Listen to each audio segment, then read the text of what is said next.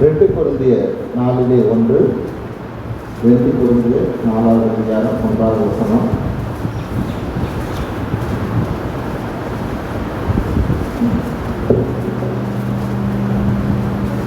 வெட்கமான அந்தரங்க காரியங்களை 2 கொரிந்தியர் 4:1. இப்படிப்பட்ட ஊழியத்தை உடையவர்களாகிய நாங்கள் இரக்கம் பெற்றிருப்பதால் சோர்ந்து போகிறதில்லை. ஹல்லேலூயா. ஒரு கிருபைக்காக நன்றி செலுத்துகிறோம். இப்பொழுதும் ஒரு வார்த்தையை தியானிக்கும்படியான கிருபை எங்களுக்கு தருகிறார். இதில் ஆண்டவரும் மீட்பு ரசிகருமான இயேசு கிறிஸ்துவின் வழியாக வேறுகிறோம். நல்லதாக ஆமென். பவுல் சொல்கிறார், நாம் சோர்ந்து போகிறதில்லை. ஆமென். எப்படிப்பட்டதான சூழ்நிலையிலும் பவுல் சொல்கிறார், நான் சோர்ந்து போகிறதில்லை என்று.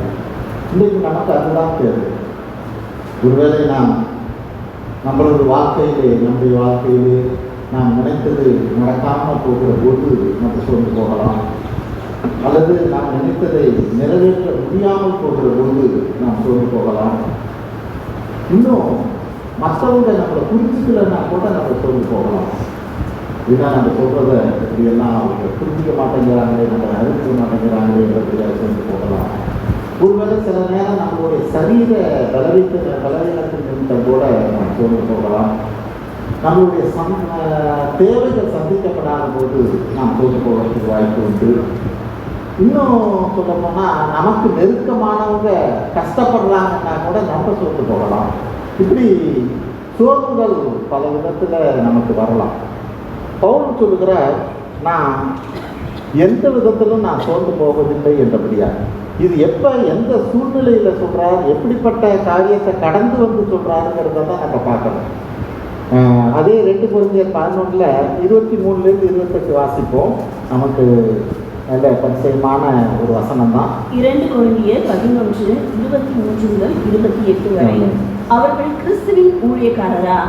நான் அதிகம் புத்தியீனமாய் பேசுகிறேன்.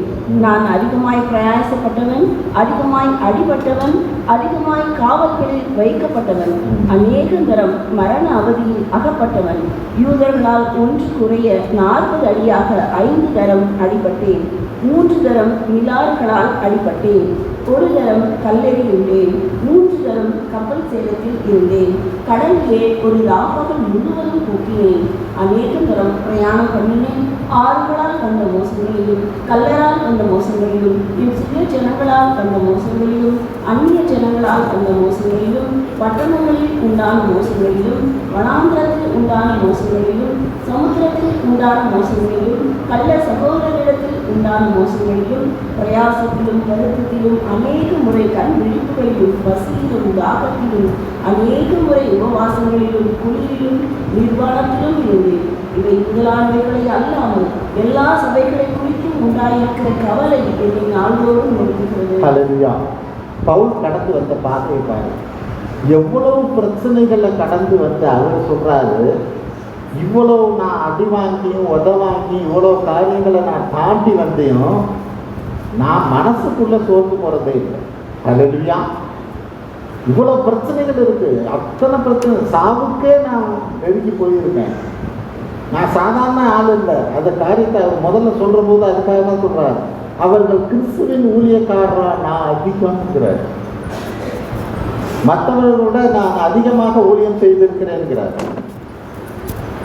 நான் மற்றவர்களோட அதிகமாக நான் ஊழியம் செய்திருக்கிறேன் என்றபடியாக சொல்லுகிறார்.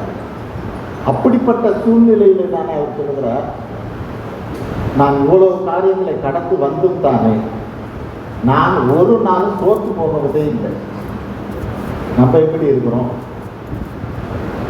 ஒரு வார்த்தை சொல்லிட்டாலே சோர்ந்து போகிறோமே. 4 நாள் சாப்பிட முடியலையே. ஹல்லேலூயா.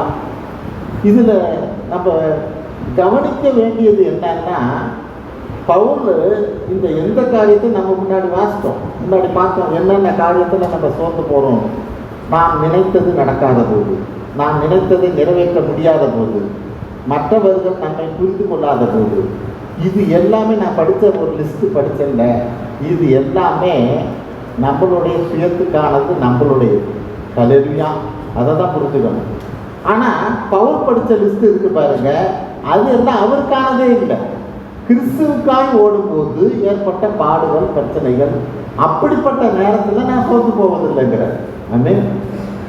இன்னொரு காரியத்துக்காக, தேவனுக்காக நான் ஓடுகிற போது பட்ட பாடுகள் பிரச்சனைகள் எல்லாத்துக்கும் நான் சோர்ந்து போகவே இல்லைங்கிற. ஆனால் நமக்கு நம்மளோட பர்சனல் இதுக்காக, நம்மளுடைய தேவைக்காக ஒரு சின்ன காரியம் நடக்கிற போது நம்ம சோர்ந்து போகிறவங்களா இருக்கிறோம். ஆமென். இன்னைக்கு அந்த காரியத்தில் தான் மிக கவனமாக இருக்கணும். சாத்தான் எந்த விதத்துல தான் நம்மளை சோர்வாக்கலாம் அப்படின்னு அவன் சுற்றி திரிகிறவனாக இருக்கிறான். ஆமென். கர்ஜிக்கிற சிங்கம் போல இருக்கிறான் என்று வேதம் சொல்லுகிறது. அப்ப எந்த சூழ்நிலையும் பவுலை போல இந்த வசனமானது நம்ம ஒரு அறிக்கையா எடுத்துக்கலாம் அல்லது வாக்குத்தத்தமாக எடுத்துக்கலாம். ஆமென். எந்த சூழ்நிலையும் என்னை நான் சோர்ந்து போவதில்லை. ஆமென். எதுவும் என்னை சோர்வுபடுத்த முடியாது என்றபடியாது. அப்ப இப்படிப்பட்ட காரியத்துக்குள்ள பவுல் வருகிற போது எப்படி அவனால் முடிஞ்சது? முதல் காரியம் என்னன்னா, உண்மை நிலையை அறிந்து கொள்ளுது. ஹல்லேலூயா. எது உண்மை, எது சரி. ஹல்லேலூயா. இதை நம்ம புரிஞ்சுக்கிட்டாவே நிச்சயமாக நம்ம சோர்ந்து போகவே மாட்டோம். ஏன் கேட்டா, நம்ம உண்மையான நிலையை அறிவதற்கு முன்பாகவே சோர்ந்து போறோம். ஹல்லேலூயா. எப்படி? உண்மை என்னன்னு இன்னும் தெரியவே இல்லை, ஆனால் தெரியறதுக்கு முன்னாடியே சோர்ந்து போகிறோம். எப்படி? இன்னைக்கு இருக்கிற கொரோனாவில் கொஞ்சம் தலைவலி, கொஞ்சம் சளி, கொஞ்சம் ஜுரம், உடனே என்ன ஆயிடுது? ஆஹா, கொரோனாவாக இருக்குமோ அப்படின்னு உடனே சோர்ந்து போகிறோம். ஹல்லேலூயா. உண்மையை அறிவதற்கு முன்பாகவே நம்ம சோர்ந்து போகிறோம். அதுக்கப்புறம் டெஸ்ட்டுக்கு போனால் ஒன்றுமே இல்லைங்கிறோம். ஹல்லேலூயா. உண்மை நிலை அதுதான். உண்மை என்னன்னா, நம்ம முன்னாடியே எது உண்மைன்னு அறிவதற்கு முன்பாகவே நான் சோர்ந்து போகிறவனாக இருக்கிறேன். ஆமென். இப்போ இதெல்லாம் கடந்து தான் பவுல் ஒரு உண்மையை தெரிஞ்சு வச்சிருந்தாரு. நான் இங்கே கண்ணை மூடனா தேவன்கிட்ட இருக்கேன். ஹல்லேலூயா. இந்த உண்மை தான் அவரை பலப்படுத்துறதா இருந்து ஒரு நாள் சோர்ந்து போகவே இல்லை. இங்கே படுகிற பாடுகள் பிரச்சனைகள் எல்லாமே ஒன்றுமில்லை என்பதை அவர் திட்டமும் தெளிவுமா அறிந்திருந்தபடியினாலே அவர் சோர்ந்து போகலை. இன்னைக்கு நமக்கு அதுதான் தேவை. இன்னைக்கு எனக்கு வர்ற பாடுகளோ பிரச்சனைகளோ நெருக்கங்களோ என்னை எந்த விதத்திலும் சோர்ந்து போக வைக்க முடியாது என்றபடியாய் நான் தீர்க்கமாக எண்ணுகிறவனாக இருக்கணும். அதில் நான் மிக கவனமாக இருக்கணும். ஏன்னா சாதாரணமாக என்ன சொல்லுவாங்க, கண்களால் பார்க்கறது போய் காதால் கேட்கறது போய் தீர விசாரிப்பது மெய் என்றபடியா. ஹல்லேலூயா. நமக்கு வர்ற பிரச்சனைகளை தீர விசாரிக்கணும். எதனால் இந்த பிரச்சனை, எப்படி பிரச்சனை, இது என்ன எந்த விதத்திலையும் சோர்வாக்க முடியாது என்றபடியால் தீர்க்கமாக நான் அறிகிறவனாக இருக்கணும். இங்கே பழைய ஏற்பாடில் ஒரு காரியத்தை பார்ப்போம். யாக்கோப்பு ஆதியாகமத்தில் 37 34 35 படிப்போம். ஆதியாகமம் 37வது அதிகாரம் 34 35. ஆதியாகமம் 37 34 35. தன் வஸ்திரங்களை கிழித்து தன் அறையில் இரட்டு கட்டிக்கொண்டு அநேக நாள் தன் குமாரனுக்காக துக்கித்துக் கொண்டிருந்தான். அவனுடைய குமாரத்திகள் எல்லாரும் அவனுக்கு ஆறுதல் சொல்ல வந்து நின்றார்கள். ஆனாலும் அவன் ஆறுதலுக்கு இடம் கொடாமல், நான் துக்கத்தோடு என் குமாரனிடத்தில் பாதாளத்தில் இறங்குவேன் என்றான். இவ்விதமாய் அவனுடைய தகப்பன் அவனுக்காக அழுது கொண்டிருந்தான். ஆமென். இங்கே யாக்கோப்பு யார் யோசேப்புக்காக அழுது கொண்டு இருக்கிறார். ஆமென். அநேக நாள் சாப்பிடல, இது பண்ணல, அழுது கொண்டே இருக்கிறான். அநேக நாள் தூக்கம் இல்லை. காரியம் என்ன தெரியுமா? யோசேப்பு இன்னொரு இடத்துல உயிரோடு இருக்கிறான். ஆமென். உண்மை நிலைமை என்ன? யோசேப்பு இன்னொரு இடத்துல உயிரோடு இருக்கிறான். இவனுக்கு வந்த செய்தியோ அவன் இறந்து போயிட்டாங்கிறது தான். ஹல்லேலூயா. அப்போ என்ன காரியம்?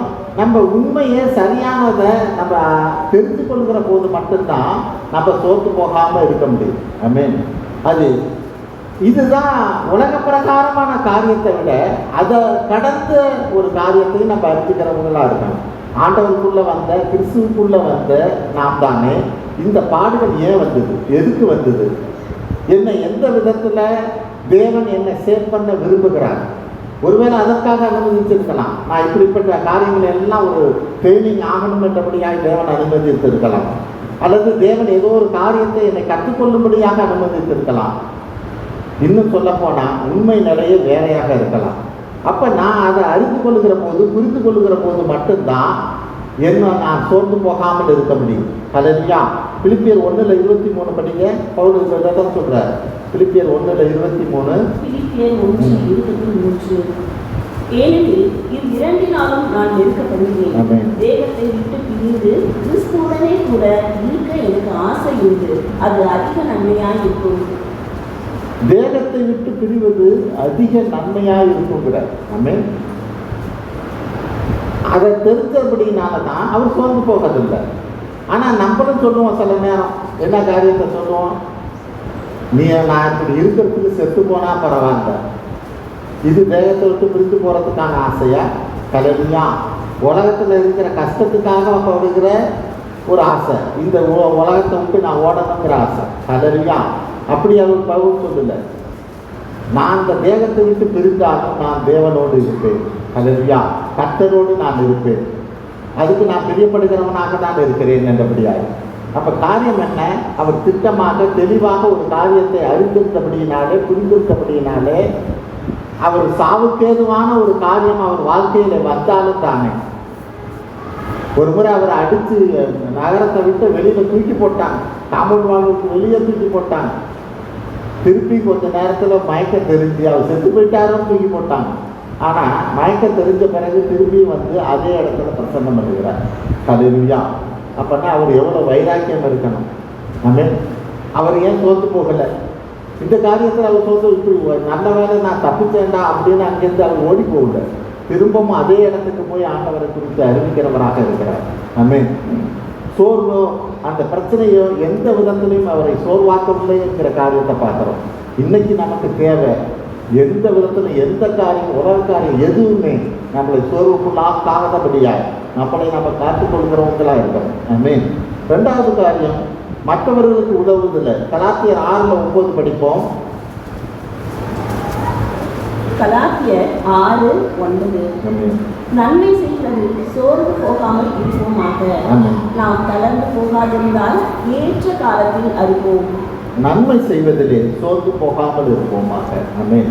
சோர்ந்து போகவே கூடாது. மற்றவங்களுக்கு உதவி செய்கிற காரியத்தில் சோர்ந்து போகவே கூடாது. இப்போ இருக்கிற இக்கட்டான ஒரு சூழ்நிலையில், நாடே ஒரு இக்கட்டான சூழ்நிலையை கடந்து போகுது. இந்த நேரத்தில் மற்றவங்களுக்கு உதவி செய்கிறதுல நம்ம சோர்ந்து போகவே கூடாது. இதில் எதுவுமே தடையாக இருக்கக்கூடாது. ஒரு மதமோ ஜாதியோ அல்லது அவங்க ரசிக்கப்பட்டவங்க ரசிக்கப்படாதவங்க இந்த காரியம் எதுவுமே கொடுத்தளிக்கக்கூடாது. நம்மளால் முடிஞ்ச வரையிலும் மற்றவர்களுக்கு நாம் நன்மை செய்கிற ஒரு நாட்கள். ஆமென்.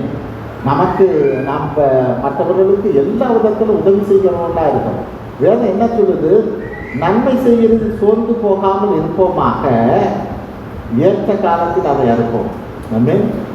ஏற்ற காலத்தில் அதை அறுப்போம். ஒருவேளை நமக்கு இன்னைக்கு தெரியாமல் இருக்கலாம். நான் இவங்களுக்கு நன்மை செய்யறதுனால, இவங்களுக்கு ஒரு உதவி செய்யறதுனால எனக்கு என்ன நன்மை வந்துட போகுது என்றபடியா இன்னைக்கு நம்ம நினச்சிக்கிட்டு இருக்கலாம். ஆனால் வேதம் என்ன சொல்கிறது பாருங்க. அப்போஸ்தலர் நடபடி 9:36-40 வாசிப்போம். அப்போஸ்தலர் நடபடி 9ஆம் அதிகாரம் 34 முதல் 36-40. 36 முதல் 40. யோப்பா பட்டணத்தில் கிரேக்கு ராசியிலே தொற்காள் என்ற அர்த்தம் கொள்ளும் தபிதா என்னும் பேருடைய ஒரு சீஷி இருந்தாள். அவள் நற்கிரியைகளையும் தர்மங்களையும் மிகுதியாய் செய்து கொண்டு வந்தாள். அந்நாட்களில் அவள் வியாதிப்பட்டு மரணம் அடைந்தாள். அவளை குளிப்பாட்டி மேல் வீட்டிலே கிடத்தி வைத்தார்கள். யோப்பா பட்டணம் இத்தாமூருக்கு சமீபமான வழியினாலே பேதுரு அவ்விடத்தில் இருக்கிறான் என்றும் சீஷர்கள் கேள்விப்பட்டு தாமதம் இல்லாமல் தங்களிடத்தில் வர வேண்டும் என்று சொல்லும்படி 2 மனுஷரை அவனிடத்திற்கு அனுப்பினார்கள். பேதுரு எழுந்து அவர்களுடனே கூட போனான். அவன் போய் சேர்ந்த பொழுது அவர்கள் அவனை மேல் வீட்டுக்கு அழைத்து கொண்டு போனார்கள். அப்பொழுது விதவைகள் எல்லாரும் அழுது தொற்கால் தங்களுடனே கூட இருக்கிறது செய்திருந்த அங்கிகளையும் வஸ்திரங்களையும் காண்பித்து அவனை சூழ்ந்து நின்றார்கள். பேதுரு எல்லாரையும் வெளியே போக செய்து முழங்கால் படியிட்டு ஜெபம் பண்ணி கிரேகத்தின் புறமாய் திரும்பி தபிதாலே எழுந்திரு என்றான். அப்பொழுது அவள் தன் கண்களை திறந்து பேதுருவை பார்த்து உட்கார்ந்தாள். ஹல்லேலூயா. இங்கே 36வது வசனம் என்ன சொல்லுது? தபித்தால் நற்கிரியைகளையும் தர்மங்களையும் மிகுதியாய் செய்து கொண்டிருந்தாள். ஹல்லேலூயா. அவளுக்கு தெரியாது இன்னைக்கு செய்து கொண்டு இருக்கிற நன்மைகள் தர்மங்கள் எல்லாம் ஒரு நாள் நம்மளை காப்பாற்றும் என்றபடியா அவனுக்கு தெரியாது. அதை தான் அந்த வசனத்தில் நம்ம பார்க்குறோம். நன்மை செய்வதில் சோர்ந்து போகாமல் இருப்போமாக, ஏற்ற காலத்தில் அதை அறுப்போம். ஆமென். அவ தப்பித்தால் அதை குறித்து நினைக்கவே இல்லை. ஆனால் நன்மை செய்கிறவளாக இருந்தா, எல்லாருக்கும் உதவி செய்கிறவளாக இருந்தா. அப்படி செய்கிற போது அந்த வேதம் என்ன சொல்லுது? அவளை இறந்த அவளை குளிப்பாட்டி மேல் வீட்டிலே வைத்திருந்தார்கள். அல்லேலூயா.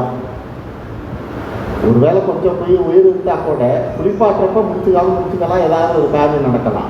வசனம் தெளிவாக சொல்லுது, இறந்த அவளை குளிப்பாட்டி மேல் வீட்டிலே வைத்திருந்தார்கள். ஆமென். ஆனால் அதுக்கப்புறம் போன பேதுரு தானே ஜெபம் பண்ணி அவளை எழுப்புகிறவனாக இருக்கிறான். அல்லேலூயா. அந்த வசனம் சொல்லுது, அவள் செய்த அந்த நாளில் செய்த உதவிகள் எல்லாம் தானே மக்கள் அவள் சூழ்ந்து கொண்டு பேருந்து சொல்கிறாங்க. இவள் இப்படியெல்லாம் இருப்பா, இவ்வளோ உதவி பண்ணுவா, இப்படி செய்வா, எப்படியான காரியங்களை சொல்லுகிறான். அந்த அவன் ஜெபம் பண்ணுகிற போது அவள் எழுந்து அமர்ந்தாள் என்று வேதம் சொல்லுகிறது. ஆமென். இன்னைக்கு நமக்கு ஒரு நல்ல வாய்ப்பு, நமக்கு ஒரு நல்ல சந்தர்ப்பம். யார் யாரெல்லாம் கஷ்டங்கள் நெருக்கங்களில் இருக்கிறாங்களோ எல்லாருக்கும் உதவி செய்கிற நேரம். ஆமென். தேவன் நிச்சயமாக அதற்கான பலனை நமக்கு தருகிறவராக இருக்கிறார். இன்னும் ஒரு வசனத்தை கூட பார்ப்போம். அப்போஸ்தலர் நடபடி 10:31 படிப்போம். அப்போஸ்தலர் நடபடி 10:31. கொர்நேலியுவே, உன் ஜெபம் கேட்கப்பட்டது, உன் தான தர்மங்கள் தேவ சந்நிதியில் இணைத்தருளப்பட்டது. ஆமென். கொர்நேலிக்கு அப்படியே சொல்லப்படுகிறது. கொர்நேலியுவே, உன் ஜெபம் கேட்கப்பட்டது. அந்த ஜெபம் கேட்கப்பட்டதோடு நிற்கல, உன் தான தர்மங்கள் தேவ சந்நிதியில் வந்து நிறுத்தப்பட்டது. அல்லேலூயா. நம்ம செய்கிற தான தர்மங்கள், உதவிகள், நம்ம ஏதோ ஒரு மற்றவங்களுக்கு உதவி செய்கிறோம் என்றபடியாக நினைக்கக்கூடாது. நான் செய்கிற ஒவ்வொரு உதவியும் தானே பரலோகத்துக்கு வந்து எட்டுவதாக இருக்கிறது. ஆமென். பரலோகத்துக்கு வந்து எட்டுவதாக இருக்கிறது. அப்போ இன்னைக்கு நம்ம எதில் சோர்ந்து போகக்கூடாது? மற்றவர்களுக்கு செய்கிற உதவி இல்லை, இவங்களுக்கு இவ்வளோதான் செய்தமே, இப்படி செஞ்சமே எட்டபடியா இல்லாதபடியா நாம் செய்கிற உதவி நிச்சயமாக தேவ சந்நிதியிலே எட்டும் என்கிற காரியத்தை அறிந்து தானே நாம் சோர்ந்து போகாது இருக்கணும். ஆமென். அடுத்தது 3வது காரியம், நாம் சோர்ந்து போகாமல் இருக்கிறதுக்கு இன்னொரு காரியம் என்ன? நான் ஒன்றுமில்லை, நான் ஒரு மண்பாண்டம். அல்லேலூயா. 2 கொரிந்தியர் 4:7 பார்ப்போம். 2 கொரிந்தியர் 4:7. 2 கொரிந்தியர் 4:7.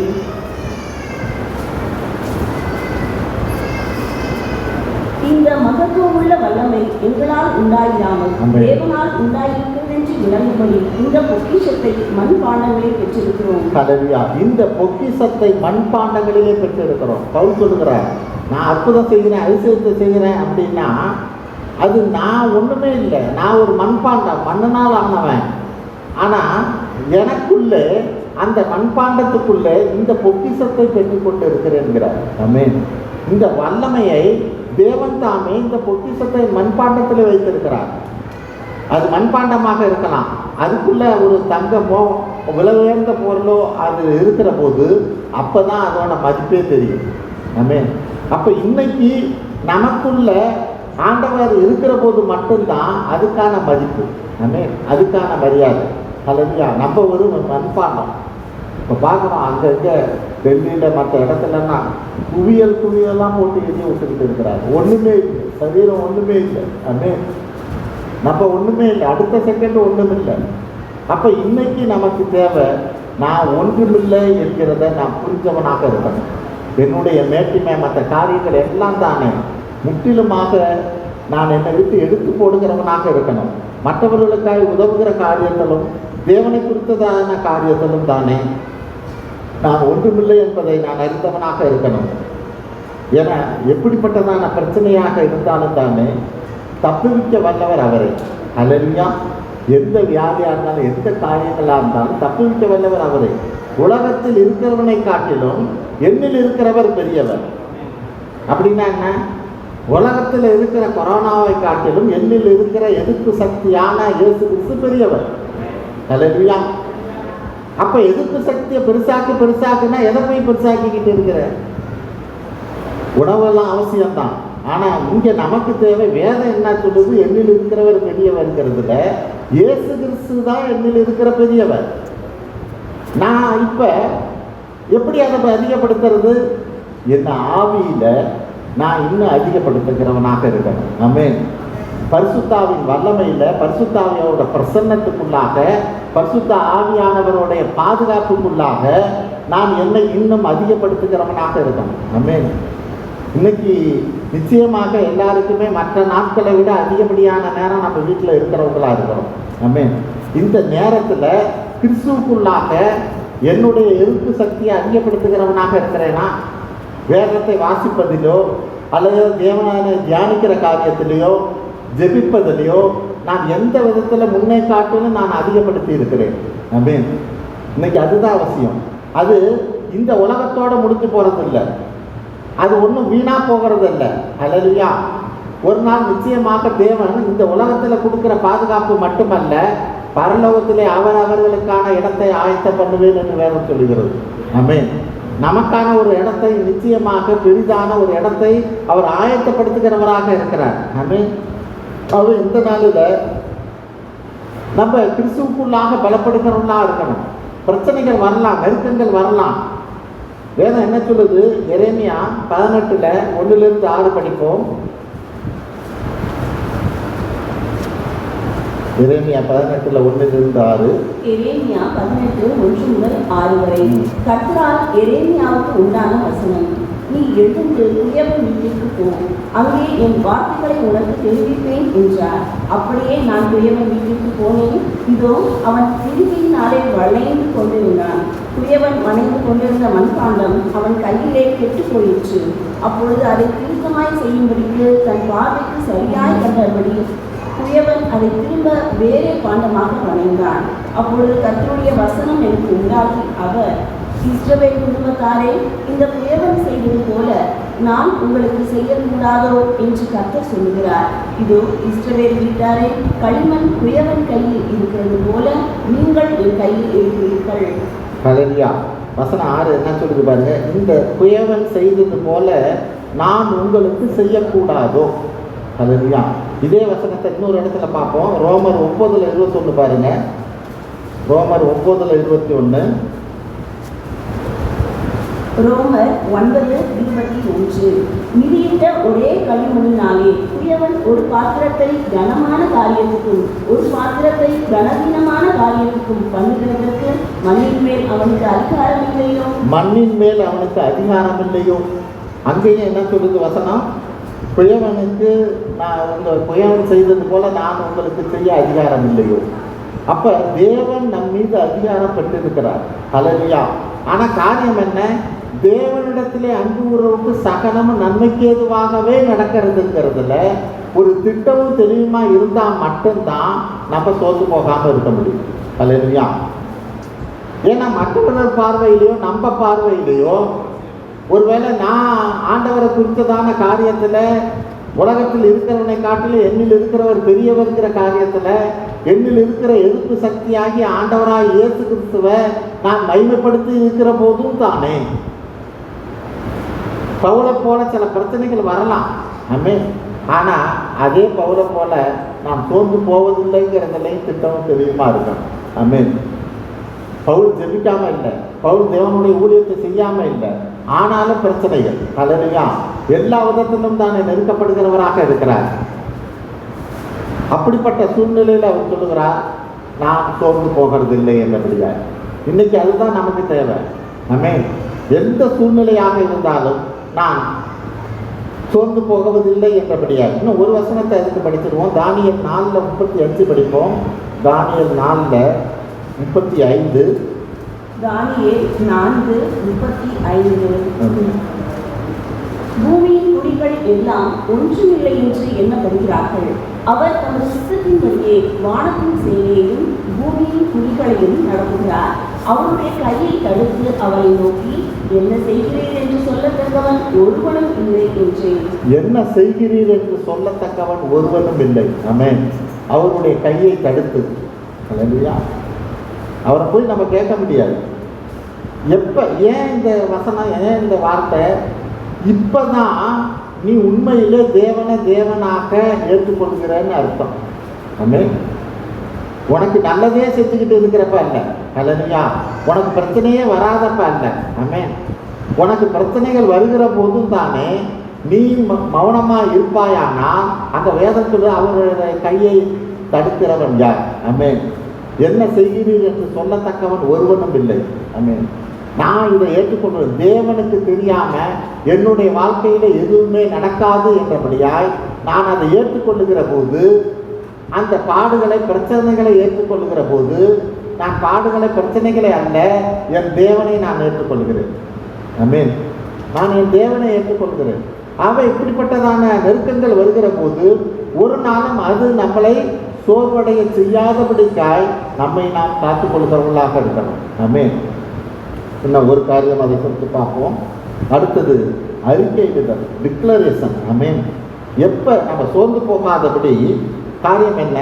பவுல் எப்படி பட்ட பாடுகளை பார்த்தோம், அப்பொழுதும் தானே அந்த நேரத்தில் அவர் என்ன சொல்றார்? நான் சோர்ந்து போவதில்லை. ஹல்லேலூயா. அவர் அறிக்கையிடுகிறவராக இருக்கிறார். எந்த காரியமும் என்னை சோர்வாக்காது என்றபடியார். அப்போ ஒரு அறிக்கை அவசியம். நான் எந்த காரியத்திலும் எந்த நேரத்திலும் தானே தேவனுடைய வார்த்தையை அல்லது தேவன் எனக்கு கொடுத்த காரியத்தில் நிச்சயமாக தேவன் என்னை காப்பாற்றுவார், என்னை விடுதலை ஆக்குவார், என்னை தப்பிப்பாருங்கிற காரியத்தில் நான் அறிக்கை இடுகிறவனாக இருக்கணும். 1 சாமுவேல் 17:37 பார்ப்போம். தாவீது என்ன அறிக்கை இடுறாருன்னு பார்ப்போம். 1 சாமுவேல் 17:37. 1 சாமுவேல் 17:37. பின்னும் தாவீது, என்னை சிங்கத்தின் கைக்கும் கரடியின் கைக்கும் தப்புவித்த கர்த்தர் இந்த பெலிஸ்தனுடைய கைக்கும் தப்புவிப்பார் என்றான். அப்பொழுது சவுல் தாவீதை பார்த்து, ஓ, கர்த்தர் உன்னுடனே கூட இருப்பாராக என்றான். ஹல்லேலூயா. தாவீது என்ன தீர்மானம் எடுக்கிறாங்க? என்ன சிங்கத்தோட கைக்கு சிங்கத்தோட வாய்க்கும் கரடியோட வாய்க்கும் என்னை தப்புவித்த கர்த்தர் நிச்சயமாக இந்த கோலியாத்திடமிருந்து தப்புவிப்பார். ஆமென். இது ஒரு அறிக்கை. ஹல்லேலூயா. நம்ம பேசுகிற ஒவ்வொரு வார்த்தையும் கர்த்தர் கேட்கிறவராக இருக்கிறார். கர்த்தர் கேட்கிறவராக இருக்கிறார். அவன் அதுவும் இல்லாமல் என்ன சொல்லுவான்? தேவனுடைய நாமத்தினால நான் வருகிறேன்மா. நீ கத்திய ஈட்டியோடும் பட்டயத்தோடும் வருகிறாய், நான் தேவனுடைய நாமத்தினால உன்னிடத்தில் வருகிறேன்மா. ஆமென். இந்த காரியத்தை எல்லாம் கர்த்தர் கேட்கிறவராக இருக்கிறார். ஆமென். அப்ப இன்னைக்கு அதுதான் நமக்கு அவசியம். பிரச்சனைகள் நெருக்கங்கள் வருகிற போது, எனக்கு சோர்வுகள் வருகிற போது நான் சோர்ந்து போவதில்லை. தேவன் என்னோடு இருக்கிறார். தேவன் என்னை தப்புவிக்க வல்லவர், என்னை விடுதலையாக்க வல்லவர் என்றபடியா நான் அறிக்கையிடணும். மனசுக்குள்ள நினைக்கிறது அல்ல. இது சொல்லுகிற போது, இதை அறிக்கையிடுகிற போது ஒரு உன்னத பலன் உங்களை நிரப்புவதாக இருக்கும். ஆமென். தேவன் தாமே அந்த அறிக்கையை கேட்கிறவராக இருக்கிறார், நம்மை தப்புவிக்கிறவராக இருக்கிறார். அதே போல தானியேலை பார்ப்போம். தானியேல் 3:16-18 சாத்ராக் மேசாக் ஆபேத்நேகோ குறித்து. தானியேல் 3:16-17. சாத்ராக் மேஷாக் ஆபேத்நேகோ என்பவர்கள் ராஜாவை நோக்கி, நேபுகாத்நேச்சரே, இந்த காரியத்தை குறித்து உமக்கு உத்தரவு சொல்ல எங்களுக்கு அவசியம் இல்லை. நாங்கள் ஆராதிக்கிற எங்கள் தேவன் எங்களை தப்புவிக்க வல்லவராய் இருக்கிறார். அவர் எரிகிற அக்கினி சூளைக்கும் ராஜாவாகி உங்களுடைய கைக்கும் நீங்களாக்கி விடுவிப்பார். விடுவிக்காமல் போனாலும் நாங்கள் உங்களுடைய தேவர்களுக்கு ஆராதனை செய்வதும் இல்லை, நீர் நிறுத்தின பொற்றிலையை பணிந்து கொள்வதும் இல்லை என்று ராஜாவாகி உமக்கு தெரிந்திருக்க கடவுள் என்றார்கள். ஹல்லேலூயா. இது எப்படிப்பட்டதான அறிக்கை? எங்க உயிர் போனா நாங்க கர்த்தரை நம்பி இருக்கிறோம், கர்த்தர் எங்களை தப்புவிக்க வல்லவர். ஒருவேளை தப்புவிக்காம எங்க உயிர் போனாலும் பரவாயில்ல. ஹல்லேலூயா. ஆனா நாங்க இந்த காரியத்தை செய்ய மாட்டோம். ஆமென். இது எப்படிப்பட்டதான அறிக்கை? இன்னைக்கு நமக்கு ஒரு காரியம் நடக்கலைன்னாக்க நான் இப்படிப்பட்ட ஒரு தீர்மானத்துக்குள்ள வரேன்னா, தேவன் நான் இவ்வளவு நாள் எதிர்பார்த்திருந்த இந்த காரியம் எனக்கு நடக்கலையேங்கிற காரியத்துல நடக்காம போகிற போது நான் எப்படி இருக்கிறேன்? ஆமென். நான் அறிக்கை எடுக்கிறவனாக இருக்கிறேனா? தேவன் நிச்சயமாக இந்த காரியத்தை என் நன்மைக்காகவே செய்திருக்கிறார். ஹல்லேலூயா. இந்த காரியம் என் வாழ்க்கையில் நடக்கலை அப்படின்னா என்னை விட என்னை குறித்து அதிகமாக அவர் நினைத்திருக்கிறபடினால, அன்பு செய்கிறபடினால நிச்சயமாக அது நன்மைக்காகவே இருக்கும். ஆமென். இதை தான் நான் நினைக்கிறவனா இருக்கணும். இப்படிப்பட்டதான அறிக்கையை தேவன் விரும்புகிறவராக இருக்கிறார். இன்னைக்கு நமக்கு எப்படிப்பட்டதான அறிக்கை தேவை? சங்கீதம் 91:5-6 படிப்போம். இதை ஒவ்வொரு நாளும் நம்ம அறிக்கை எடுக்கிறவங்களா இருக்கணும் இன்னைய சூழ்நிலைக்கு. சங்கீதம் 91:5-6 இரவில் உண்டாகும் பயங்கரத்துக்கும் பகலில் பறக்கும் அம்புக்கும் இருளில் நடமாடும் கொள்ளை நோய்க்கும் மத்தியானத்தில் பாழாக்கும் சங்காரத்துக்கும் பயப்படாதிருப்பாய். இரவில் உண்டாகும் பயங்கரத்துக்கும் இரவில் உண்டாகும் பயங்கரத்துக்கும் பகலில் பறக்கும் அம்புக்கும் இருளில் நடமாடும் கொள்ளை நோய்க்கும் மத்தியானத்தில் பாழாக்கும் சங்காரத்துக்கும் நான் பயப்படாதிருப்பேன்.